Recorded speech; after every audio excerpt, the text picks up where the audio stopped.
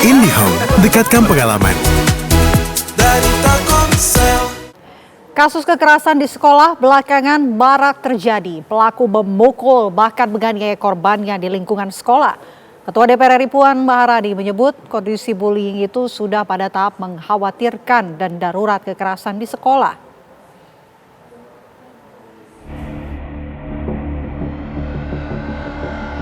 Kasus perundungan hingga kekerasan di sekolah terus menjadi sorotan publik. Pelaku terus memukuli korbannya yang tak membalas. Peristiwa itu direkam pelaku dan menjadi ruang selebrasi bagi pelaku. Aksi perundungan bisa berdampak fatal, seperti yang dialami MH, seorang siswa SMPN 19 Tangerang Selatan yang meninggal dunia setelah jadi korban perundungan atau bullying oleh teman di sekolahnya. Kasus bullying atau perundungan di Indonesia sudah masuk dalam kategori darurat.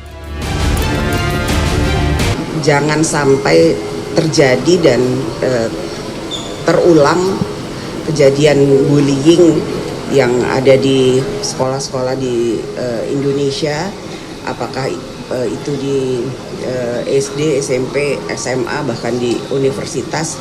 Ini merupakan satu hal yang tidak boleh terjadi, dan kalau dikatakan ini darurat, saya bersama dengan pimpinan mungkin juga sudah mulai mengatakan ini sudah darurat karena sudah terjadi kembali dan terulang lagi. Menteri Pendidikan Dasar dan Menengah Abdul Muti menyatakan kementeriannya tengah menyiapkan aturan terkait pencegahan kekerasan di lingkungan sekolah. Menteri Pendidikan juga membentuk tim untuk menangani kasus perundungan atau bullying. Untuk memperbaiki permen yang sebelumnya, nanti kita akan bentuk tim yang ada di sekolah-sekolah dengan pendekatan yang lebih humanis, komprehensif dan partisipatif. Nanti melibatkan orang tua, melibatkan murid dan juga masyarakat, sehingga berbagai kekerasan yang selama ini terjadi mudah-mudahan tidak terulang lagi di masa-masa yang akan datang. Selain luka fisik, korban perundungan atau kekerasan di sekolah juga mengalami trauma. Selain luka fisik, korban perundungan atau kekerasan di sekolah juga mengalami luka psikis. Butuh pendampingan untuk memulihkan psikologisnya. Dari Jakarta, tim TV One mengabarkan. Semakin maraknya tindakan perundungan memang semakin mengkhawatirkan. Dan pemirsa, berikut ini sejumlah kasus bullying atau perundungan dalam dunia pendidikan Indonesia yang sayangnya berujung petaka. Pada tanggal 12 Agustus 2024, pemirsa, mahasiswa PPDS Undip Semarang ditemukan bunuh diri di rumah kos akibat perundungan dan pemberasan. Kemudian 3 Agustus 2025, santri berusia 13 tahun ini meninggal dunia setelah diduga berkelahi dengan teman yang merundungnya.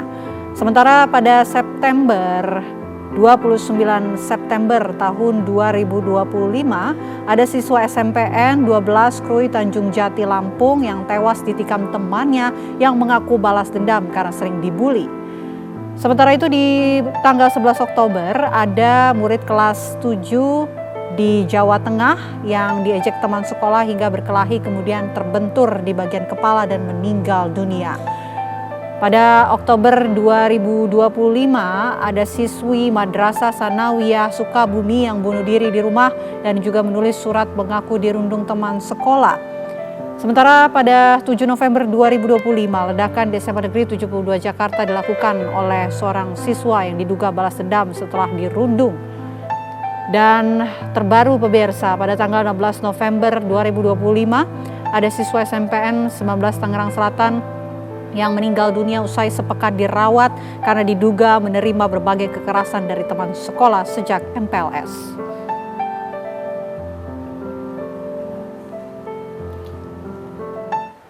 Pakar Psikologi Universitas Indonesia, Nathanael Sumampo, yang juga Ketua Asosiasi Psikologi Forensik Indonesia, mengungkapkan seluruh stakeholder pendidikan bertanggung jawab dalam masalah bullying.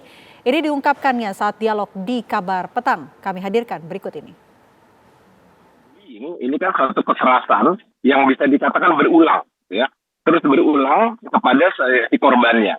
Kenapa ini berulang? Karena kemudian ada suatu katakanlah pembenaran atau ada justifikasi di anak-anak ini untuk kemudian melakukan hal tersebut kepada si korban. Korban umumnya secara umum adalah mereka yang berbeda dengan kebanyakan, berbeda dengan rata-rata, gitu ya. Bisa dia di atas rata-rata, misalnya dalam prestasinya, kemampuannya, atau bagaimana tingkah lakunya, bisa juga dia di bawah rata-rata, ya. Nah, seperti itu kemudian seringkali menjadi target dari bullying tersebut, gitu ya. Nah, apalagi kita juga mengetahui ketika seseorang misalnya, apalagi anak-anak dia berada dalam lingkungan, gitu ya, ada pengaruh dari tekanan kelompok misalnya, ya, atau peer pressure, ya, yang seringkali membuat mereka dalam kelompok ini menjadi lebih, kata dia, tanggung jawabnya jadi lebih terbagi, gitu. Bukan hanya saya sebagai anak A saja, tapi saya ini dalam sebagai tim saya nih, dalam kelompok saya, gitu. Jadi seperti itu juga pun seringkali mempengaruhi, ya. Namun yang pasti hal ini kerap kali terjadi karena dalam banyak hal sebenarnya pemerintah kita sejak tahun 2023, Kementerian Pendidikan Kebudayaan Ristek waktu itu sudah memiliki aturan, ya, Permen 46 2023 itu mengenai pencegahan dan penanganan kekerasan di lingkungan satuan pendidikan. Itu sudah diatur sangat cukup eksplisit, gitu ya, bahwa di setiap sekolah perlu mensosialisasikan zero tolerance terhadap kekerasan ini. Apapun alasannya tidak dibenarkan.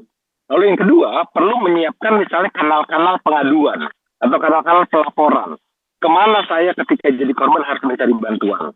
Bagaimana kemudian bystander atau misalnya peserta didik yang lain melihat hal ini, lalu kemudian bisa menyampaikannya.